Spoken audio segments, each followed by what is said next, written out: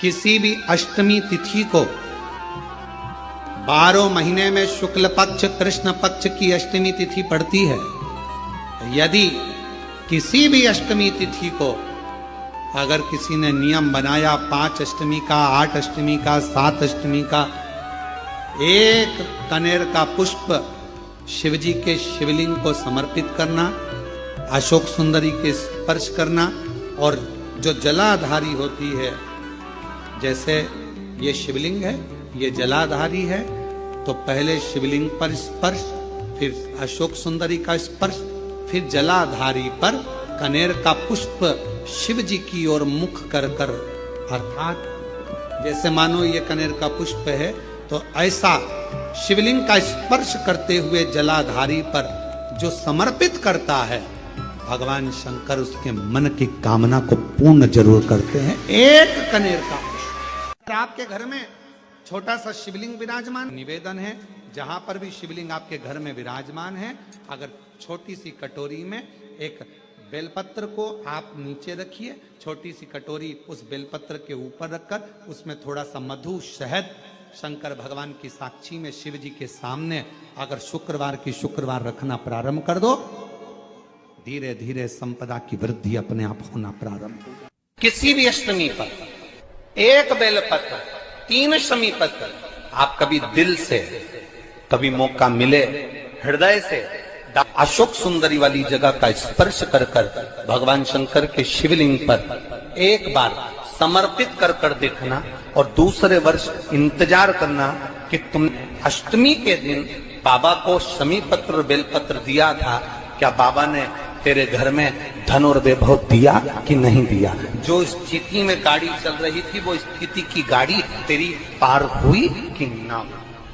आपके जीवन में ऐसा लगने लगे कि हाँ बहुत कष्ट है, कर्जा भी बढ़ गया, तकलीफें भी बढ़ गई, बहुत दुख भी बढ़ रहा है, कहीं परिवार सही नहीं चल रहा है, तो प्रयास करते रहा करो। हफ्ते में एक बार एक चावल का दाना जल के पात्र में डाल लिया, एक काली मिर्च जल के पात्र में डाल ली, और उस जल को ले गए, थोड़ा सा चंदन का छींटा डाल दिया, ले जाकर शिव जी को समर्पित कर दिया।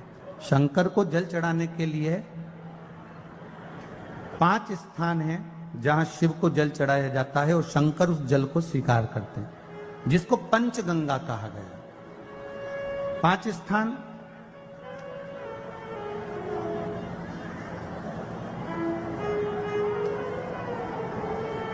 अच्छे से समझ लीजिएगा, जब भी शिव मंदिर में जाएं तो ये 5 स्थान शिव को जल चढ़ाने के लिए ये रखा है। शिवलिंग,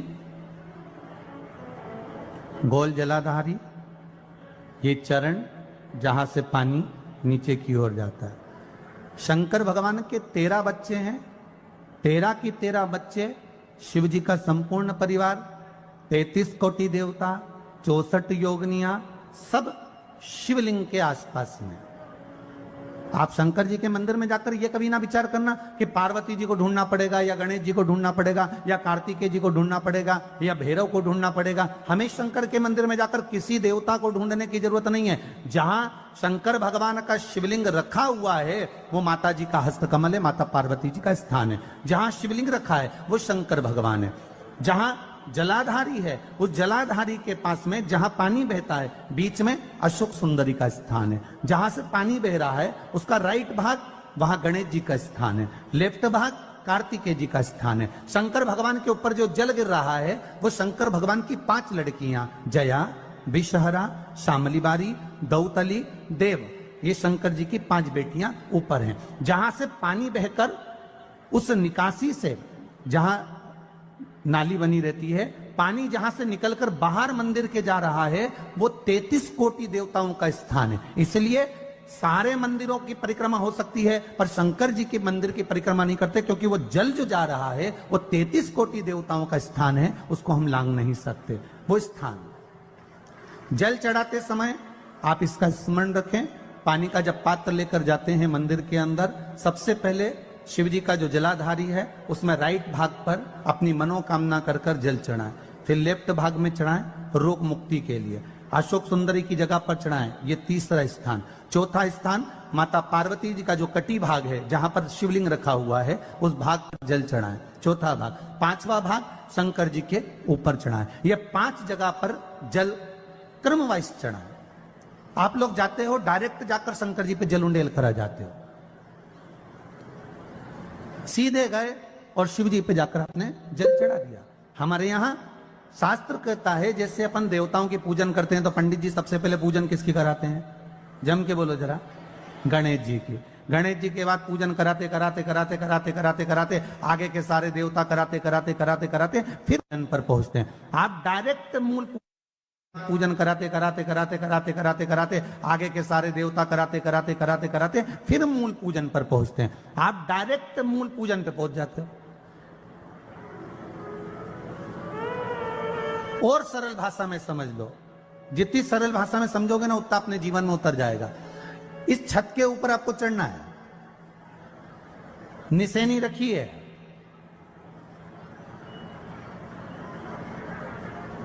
पाए लगे हुए हैं, आप कैसे चढ़ोगे? एक एक पाए पर पांव रखकर चढ़ोगे कि डायरेक्ट पहला पे रखोगे आखिरी पर? जम के बोलिए जरा, एक एक पाए पर पांव रखोगे ना कि धीरे धीरे हमको चढ़ना है। उसी तरह शिव मंदिर में पहुंचने के बाद पहला गणेश स्थान, कार्तिकेय स्थान, अशोक सुंदरी का स्थान। अशोक सुंदरी के स्थान पर जल क्यों चढ़ाया जाता है?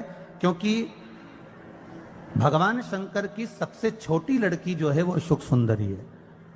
और ये जो छोटी लड़की है अशोक सुंदरी, ये नारी को अखंड सौभाग्यता का वर प्रदान करती है।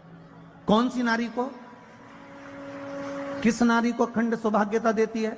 तो महाराज शास्त्र कहता है जिस नारी के भाग्य में लिखा होता है कि इसको वैधव्य होना है, इसके पति को समाप्त होना है, अगर वो नारी अशोक सुंदरी वाली जगह पर जल चढ़ा देती है तो पति पर अगर काल भी मंडरा रहा होता है तो मां अशोक सुंदरी महाकाल से कहकर काल को टाल देती है। वो अशोक सुंदरी का स्थान, वो माता अशोक सुंदरी का स्थान।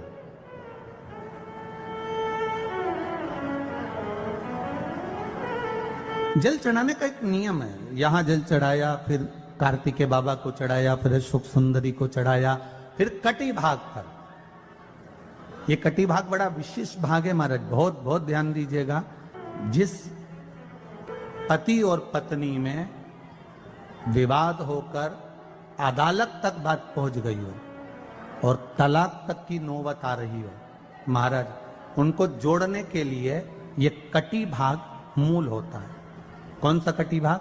जहां पर शिवलिंग रखा है, जहां शिवलिंग रखा है ये कटी भाग मूल होता है। कहते हैं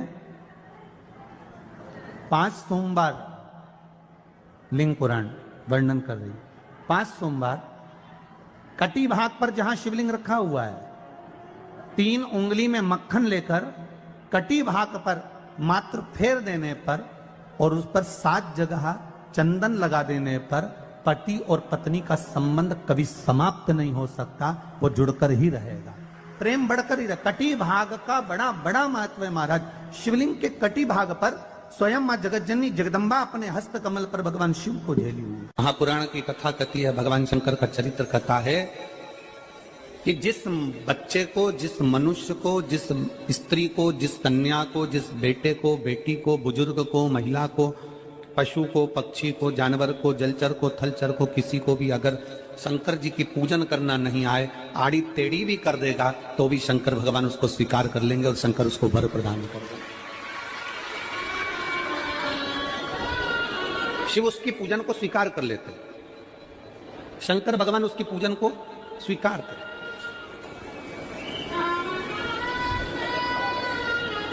कोई दुनिया में आकर तुमसे कह देना कि मैं इतना विद्वान हूं कि मैं भगवान की पूजन सबसे अच्छी करता हूं। अगर कोई तुमसे आकर कह दे कि मैं सबसे ज्यादा विद्वान हूं, शंकर जी का अभिषेक मैं बहुत अच्छे से करता हूं। कोई तुमसे आकर कह दे कि मेरी पूजन में कोई कमी नहीं रहती, मैं इतनी अच्छी पूजन करता हूं।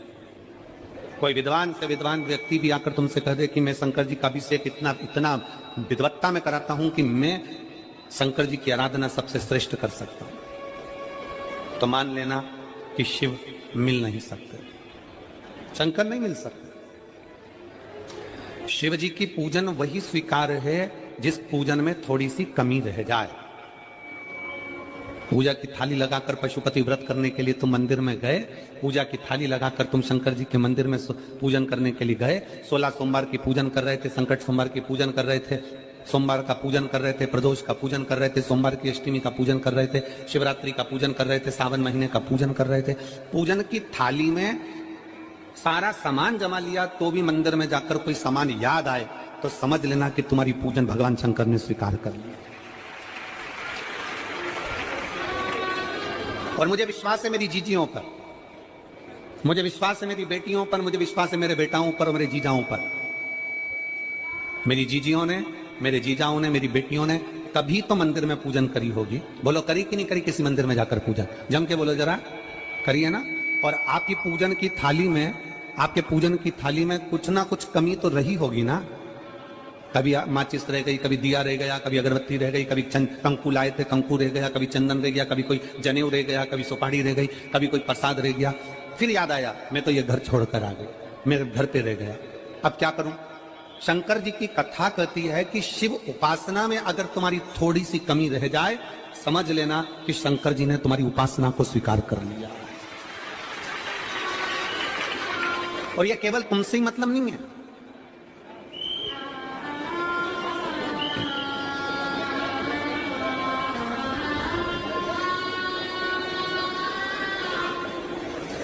केवल आपसे मतलब नहीं है कि आप ही, आपकी पूजन में ही उपासना में कमी रह जाए। ये शंकर भगवान का वर है, ये शिव जी का वर है। किसको? भगवान नारायण को। जिस समय पर नारायण ने संकल्प लिया था कि सावन के महीने में 108 कमल के पुष्प रोज समर्पित करूंगा, सुनिए कथा सबने, 108 कमल के पुष्प भगवान नारायण ने संकल्प लिया कि मैं भगवान को रोज दूंगा। रोज 108 कमल के पुष्प मंगवाते देते। सावन का आखिरी दिन था, सावन का आखिरी दिन, और सावन के आखिरी दिन भगवान नारायण 108 कमल के पुष्प लेकर भगवान को चढ़ाने के लिए जैसे ही बैठते से ही, जैसे ही चढ़ाने के लिए बैठे वैसे ही एक कमल का पुष्प कम रह गया। लक्ष्मी जी से कहा जाओ जल्दी से कमल का पुष्प लाओ। लक्ष्मी जी कमल का पुष्प ढूंढती रही, नहीं मिला। सब दूर देखा, सारी जगत में देखा, पर कमल का पुष्प लक्ष्मी जी को नहीं मिला। लक्ष्मी जी को कमल का पुष्प नहीं मिला। आखिरी में पूजन की थाली में कमल का एक पुष्प कम रह गया। भगवान नारायण ने अपना आंख निकालकर भगवान शंकर को समर्पित कर दिया। क्या निकालकर समर्पित करी? अपनी एक आंख। और जब भगवान ने अपनी एक आंख निकालकर भगवान को समर्पित करी, उस दिन का नियम है आज तक, अगर पूजन की थाली में कोई कमी रह जाती है, पूजन में कोई कमी रह जाती है, तो एक आंख, आंख मतलब आखा चावल, आखा चावल जानते हो आप लोग? जम के बोलो जरा, आखा मतलब पूरा। हम आंख तो भगवान को नहीं दे पा रहे इस संसार सागर में, कलिकाल में। एक आंख के बराबर आखा चावल, एक आखा चावल पूरी पूजन होने के बाद शंकर जी को समर्पित कर दो। शिव भगवान नारायण की आंख के बराबर उसको स्वीकार कर लेते, भगवान शिव उसको स्वीकार कर लेते, शंकर भगवान उसको स्वीकार कर लेते, शिव उसको स्वीकार कर लेते। भगवान नारायण ने एक आंख भगवान शंकर को दे दी। शंकर भगवान ने अपना सुदर्शन चक्र भगवान विष्णु को दे दिया। भगवान शंकर त्रिनेत्रधारी हो गए और भगवान नारायण सुदर्शन चक्रधारी हो गए। सुदर्शन चक्रधारी, सुदर्शन चक्रधारी। 108 कमल के पुष्प में से एक पुष्प अगर छुपाने वाला कोई था तो वो देवाधिदेव महादेव थे।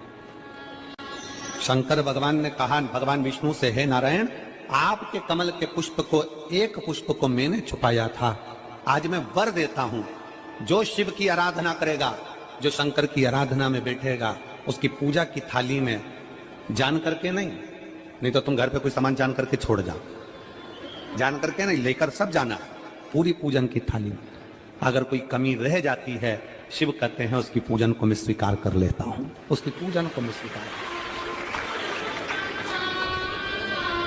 जान करके कोई कार्य नहीं करना है अपने को। नहीं तो तुमने सोचा कि पूजा की थाली में सब कुछ रख लूं, एक सामान घर पे छोड़ दूं। सियोर वाला महाराज जी बोला है, ऐसा काम नहीं करना। कई लोग जान कर जब घर से निकलते हैं तो कोई शुभ शकुन करना रहता है तो जान करके शुभ शकुन करते हैं। गाय को घेर के लेकर आएंगे, बछड़े को घेर कर लेके आएंगे कि आज ये जा रहे हैं तो इनके सामने से दूध पीती हुई बछड़ा और गाय निकलेगी तो शुभ शकुन होगा। अब वो तो अनायास कोई शुभ शकुन हो जाए, अचानक से कलश लेकर कोई स्त्री निकल जाए। जब हम नेपाल में कथा करने के लिए गए तो वहां पर तान वाले ने पत्र लिखा, और शायद नेपाल की कथा में वो पत्र आप लोगों ने सुना भी होगा। उस दुकान वाले ने अपने पत्र में लिखा कि गुरुजी, मेरी दुकान बिल्कुल नहीं चलती थी और मैं किसी देवता पर भरोसा नहीं करता, मैं कहीं नहीं जाता, पर 15 घर छोड़कर एक लड़का रोज प्रतिदिन 1 लोटा जल लेकर शंकर जी के मंदिर में जाता है और मेरा दुकान पे आने का समय वही टाइम होता है। वो लोटा लेकर निकलता है और मैं दुकान की ओर बढ़ता हूं, दोनों का मिलना थोड़ा आगे होता है। गुरुजी, जब से वो 1 लोटा जल भरा हुआ कलश मेरे सामने से निकल कर जाता है, तब से मेरी दुकान चलना इतनी प्रारंभ हो गई कि मुझे पीछे पलट कर नहीं देती। अब ना उस दुकानदार ने उस लोटे वाले को कहा कि तू जल लेकर जा, उस लोटे वाले ने भगवान शंकर की कथा को श्रवण करा और 1 लोटा जल लेकर शंकर के मंदिर में जाना प्रारंभ करा। संसार के ऐसे कई शिव भक्त हैं जो अपने घर से 1 लोटा जल लेकर शिव जी के मंदिर में जाते हैं। कोई सुबह सुबह निकल कर जा रहा होता है, भरा हुआ लोटा उसके सामने से निकलता है तो शुभ शकुन हो जाता है और जाते हुए का कार्य सफल हो जाता है। अपने आप मंगल शकुन हो रहा है, अपने आप मंगल शकुन हो रहे हैं।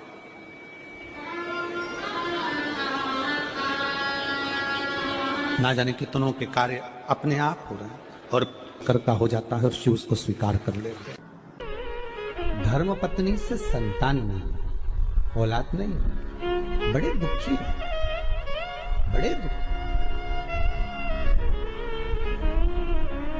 अच्छा, संतान नहीं हो, किसी नारी की गोद अगर, स्त्री की गोद अगर खाली रह जाए तो भी दुख होता है उसको कि मेरे घर में औलाद नहीं, संतान नहीं।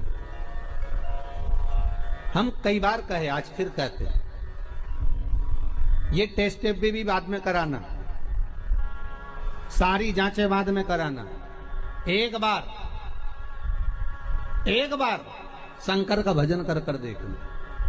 सब जगह से अगर हार जाओ और सारे रिपोर्ट आपकी आपने सब दूर दिखा ली, तो एक बार शंकर पर भरोसा कर कर तुमरुका जी का नाम लेकर सफेद आंकड़े की जड़ को शिव जी पे से रजस्वला धर्म के 7वें दिन 21 बार घुमा लो। नाम गोत्र बोलकर कमर में लाल धागे में बांध लो। पीपल के पत्ते शिव जी को चढ़ाओ, उठाकर लाओ। उस एक पत्ते को रात्रि को गाय के दूध में उकालो और उस दूध को दोनों पति पत्नी पियो। साथ रहिए, समय आएगा, बाबा चाहेगा तो 3 या 4 महीने में गर्भ ठहर ही जाएगा। सारे डॉक्टर को दिखा लिया अपनी जगह, टेस्ट भी करवा लिया अपनी जगह, पर एक बार प्रयोग, और वो विश्वास रखकर करना पड़ेगा। शंकर पर जो भी कार्य कर रहे हो आप, जो उपाय कर रहे हो आप, शिव का स्मरण कर, भगवान पर अगर विश्वास रखोगे, भरोसो दृढ़ इन चरणन करो, श्री वल्लभ नख चंद्र छटा बिन सब जगमा ही अंधेरो। अगर भरोसा है तो शंकर है, और भरोसा नहीं तो शिव कहां से। विश्वास लेकर अगर आए हो तो काम तो होगा। ये लोग काशी से आए हुए हैं, विश्वास लेकर ही तो आए होंगे कि हम जाएंगे शंकर की कथा में तो बाबा कृपा जरूर करेगा। कई लोग यहाँ पर बैठे हुए हैं जो विश्वास लेकर आए हुए हैं, दूर दूर से आए हुए हैं, केवल विश्वास लेकर कि भगवान कृपा करेगा किसी न किसी रूप में। मुझे विश्वास है कि बाबा मेरी सुनेगा। और फिर कहता हूं, कथा में अगर आपने मन लगा लिया, भले टीवी चैनल के माध्यम से श्रवण कर रहे हो, भले मोबाइल के माध्यम से श्रवण कर रहे हो, भले पंडाल में सुन रहे हो, बाबा से अगर दिल से आपने अगर कह दिया तो 3 महीना बहुत होता है सब कामना पूरी होने के लिए। मेरा बाबा आपको कुछ न कुछ दे ही देता है, बस आपकी रुचि के अनुसार सुख प्रदान कर ही देता। आप उस पर विश्वास, भरोसा, भटकना नहीं है। हम शीश दोस्तों, हर हर महादेव। 28 नवंबर मार्गशीर्ष की शुक्रवार अष्टमी तिथि को अगर आपका कोई काम नहीं बन रहा तो शिवलिंग पर एक कनेर का पुष्प शिवलिंग पर छुआते हुए, स्पर्श कराते हुए अशोक सुंदरी की जगह पर चढ़ा दीजिए। भगवान आपकी मनोकामना पूर्ण करेगा। और अगर आपका व्यापार नहीं चल रहा है तो शिवलिंग पर एक छोटा सा शिवलिंग हो, उसके नीचे उसके पास एक कटोरी रखकर उस कटोरी को बेलपत्र के ऊपर रखकर उसके अंदर थोड़ा सा शहद रखकर शिवलिंग के सामने चढ़ा दीजिए। इससे आपकी मनोकामनाएं पूर्ण होगी। हर हर महादेव। श्री शिवाय नमस्तुभ्यं।